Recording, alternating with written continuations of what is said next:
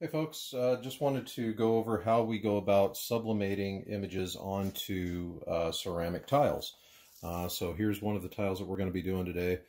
Just a little decorative one. This actually came off of a larger piece of a mesh of a sheet of these things. But we're just doing this for a demonstration to show how we go about applying a laminate coating to this so sublimation will actually stick, and then the image and what that looks like. So first I want to show you, we've already cut a little piece of laminate here. It's a little clear piece of plastic. It's got a rough side on one side and a real smooth side on the other. You want to make sure that rough side goes against the ceramic. It helps that stick to it really good. Plus it gives you a nice smooth finish on the outside. And you'll see here that I've cut it just a little bit larger than the actual tile.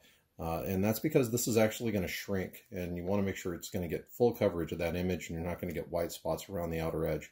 So it's a little bit larger than the piece of tile that I'm using. So what we're going to be doing is I'm going to be heating this up tile side towards the platen, and that way this is absorbing all the heat, and then the heat from this is actually what's going to melt the laminate to the tile. And then we're going to let this cool completely before we go to the next step. So I'm going to go ahead and heat this up to 400 degrees for about 90 seconds. Then I'm going to come back and I'll show you what that looks like. There should be a little bit of bubbling and things like that on here. And also something else to note, I'm doing this against a press pillow, or one of these press pads. You could probably use a silicone pad, something that's a little soft, but the reason you're going to want to do that is these tiles are not going to be perfectly flat. There's a lot of issues in here, a lot of undulations. They're not real flat, is what I'm getting at. So you're going to want to make sure that you post-process these. And also this laminate, this is actually, these are actually these thermal, what are they called? Nuova thermal laminating pouches. The same stuff you'd use just to laminate some pages for whatever, just legal documents, whatever you want to keep long term. But we cut those up to use for laminating these tiles instead. So I'm going to go ahead and cut away. We're going to press this onto here, and I'll show you what that looks like. Then I'll show you what a little bit of post-processing looks like before we put this image onto this tile, because there's going to be some bubbles and things like that in, and you don't really want that showing up on your finished product. So we'll be right back.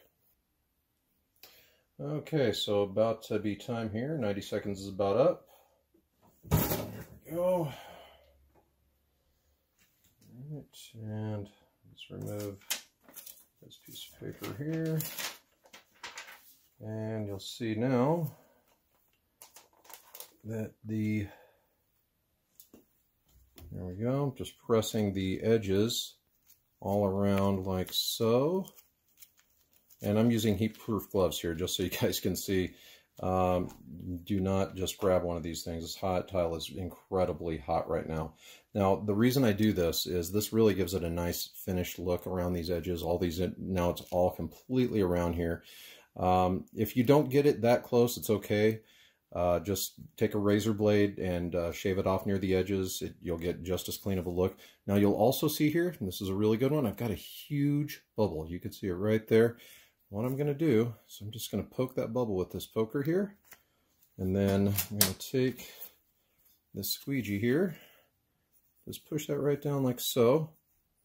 We'll see, it is almost completely gone. Still got a little bit of one there. Let's get that one gone, like so. All right, ta-da! That worked out really good. All right, so the next phase of this is we're going to be heating it again the same way we did, face down, but this time we're going to be doing it on top of a small image. It's just a little swirly psychedelic image I found on the internet, so just for this demonstration. So we're going to be doing it just like so, except this time, instead of 90 seconds, we're going to be going for 4.5 minutes. Seems like a long time, but the results are excellent.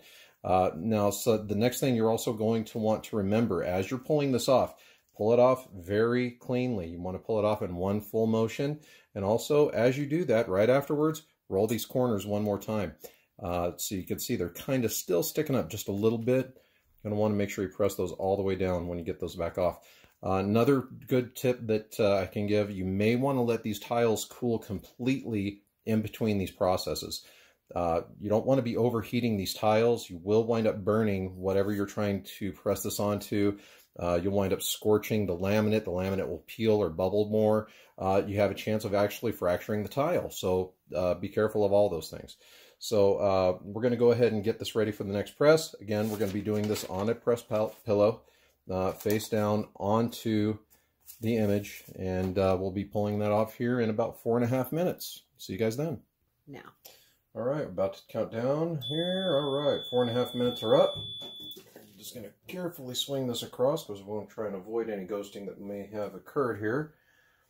And you'll see here that there are some remnants of the ink on that side.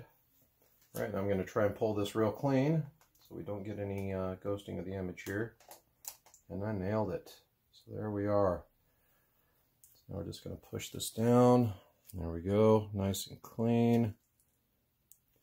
And this thing is super hot. So now is your chance to finish pushing down all the extra little pieces of laminate. You can see what I'm doing here, just going around the edge, just kind of tapping it down, just rolling it so like so. And you can see we got a good wrap all around the edge of that now. Looks like that thing was painted on because of that. So really try and get that around there a little bit if you can. And you'll get a really good, nice, finished, glossy image just like that.